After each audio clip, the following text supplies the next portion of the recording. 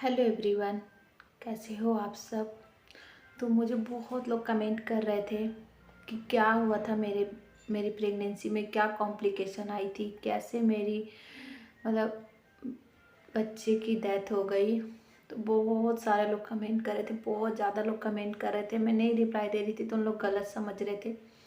बहुत लोगों ने ये भी बोला कि मैं फेक वीडियो बनाई हूँ। तो मैंने एक इंस्टाग्राम पे वीडियो डाली थी जो बहुत ज़्यादा वायरल हो गई थी, बहुत ज़्यादा वायरल, 5 मिलियन व्यूज़ मतलब आ गए थे उस पर। तो लोगों को जानना बहुत उत्सुक हो रही थी। तो मेरी हालात उस टाइम ठीक नहीं थी, अब बहुत ही बेटर हो गई है मेरी हालात, तो मैं आप लोगों को बता सकती हूँ। और ये जो मेरी हालात बेटर हुई है ये सब आप लोगों की दुआओं से, और आप लोगों ने मुझे इतना सपोर्ट किया, इतना अच्छा फील कराया कि आज मैं ठीक हूँ। तो इंस्टाग्राम पे मेरी वीडियो वायरल हुई थी, उन लोगों ने मुझे इतना मतलब इतना अच्छे अच्छे कमेंट किए थे, इतनी सारी दुआएं दिए थे, इतनी सारी दुआएं। मैं सच्ची बताऊं, अगर आज मैं ठीक हूँ तो मैं आप लोगों के ही कारण ठीक हूँ। नहीं तो मैं इतना मतलब डिप्रेशन में जा रही थी, मैं दिन भर रोते रहती थी दिन भर। और मैं मतलब छुप छुप के रोते रहती थी, क्योंकि मेरे हस्बैंड अगर मुझे रोते हुए देखते थे तो वो भी रोने लग जाते थे। तो मेरे उस समय टाँके भी लगे थे, फिर भी उस हालत में भी मैं रोती थी, तो मेरे टाँकों पे बहुत ज़्यादा दर्द करता था, फिर भी आँख से आंसू बंद होते ही नहीं थे। फिर धीरे धीरे आप लोग मुझसे जुड़ने लग गए, फिर मैं आप लोगों की बातें सुनकर मुझे अच्छा लगने लग गया और मैं थोड़े से रील वगैरह बनाने लग गई। तो मैं मतलब उस दर्द से निकलना मुझे बहुत आसान हो गया, नहीं तो आज मैं उसी दर्द में डूबे रहती अगर आप लोग मुझे नहीं मिलते। तो मैंने बस ऐसे ही वो कैप्शन डाल दिया था कि मेरी खुशियों की नज़र लग गई। नज़र वगैरह ऐसा कुछ नहीं होता, मैं खुद ये विश्वास नहीं करती, लेकिन लोगों को लगता है कि मैंने वीडियो बनाया इसलिए मुझे नज़र लग गई। अपनों लोगों ने तो मुझे बहुत बोला नज़र लग गई, नज़र लग गई।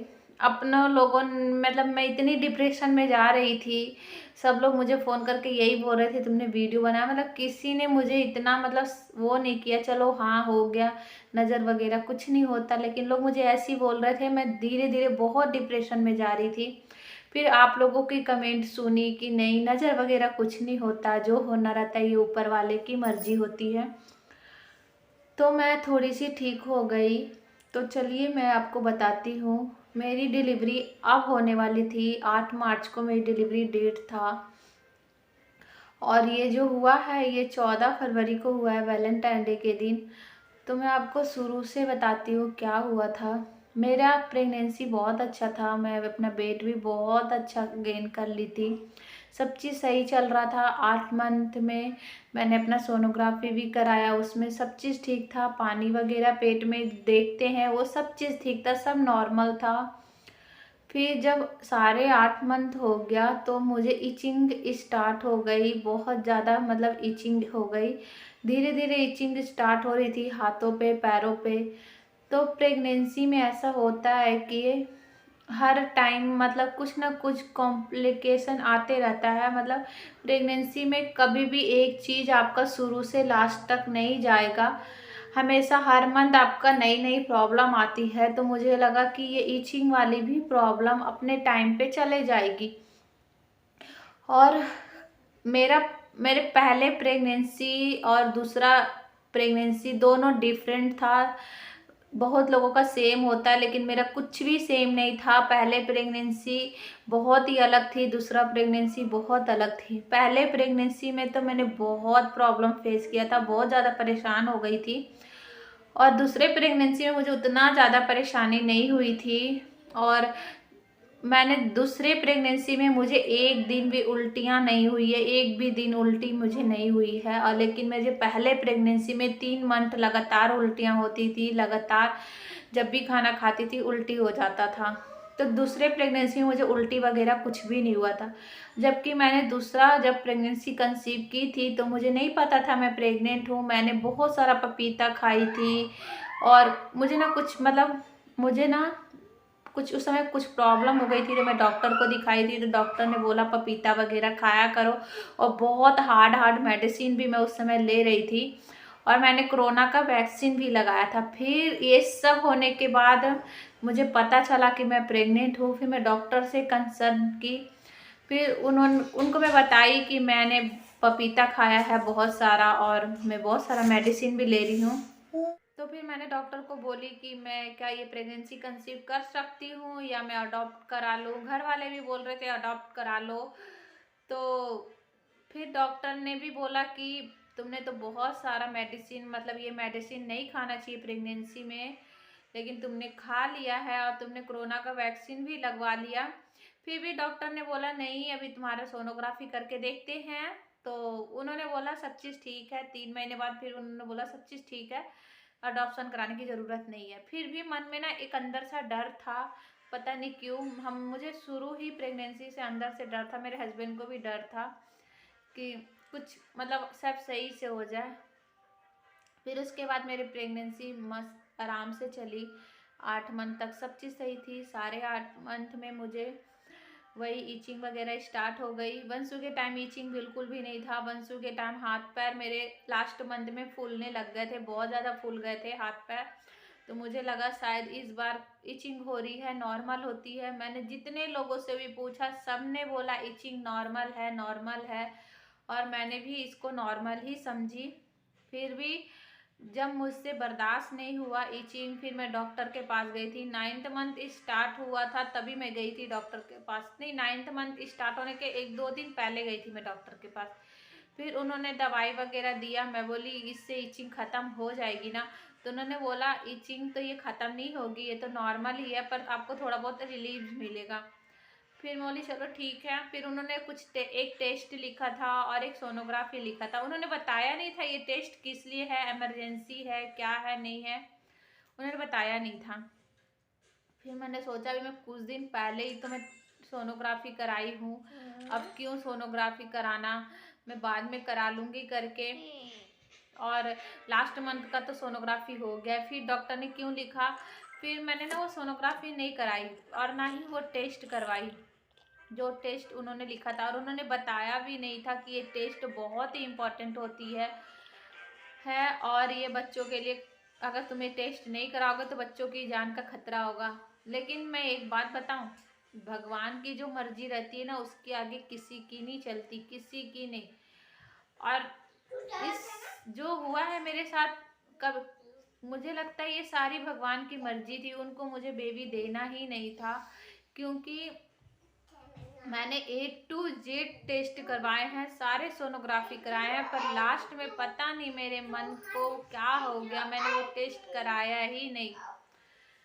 क्योंकि मैंने सोचा दवाई खा के देखती हूँ, दवाई से ठीक हो जाएगी। तो ऐसे भी सब तो बोलते ही हैं नॉर्मल है, नॉर्मल है, नॉर्मल है करके। ये मैं लोगों से पूछती थी, लोग बोलते थे हम तो खून निकाल लेते थे खुजली कर करके। फिर मैं सोचती थी मैं तो खून निकलता भी नहीं है, लोग जब खून निकाल लेते थे तो मैं तो खून भी नहीं निकलता, तो ये तो नॉर्मल ही होगा।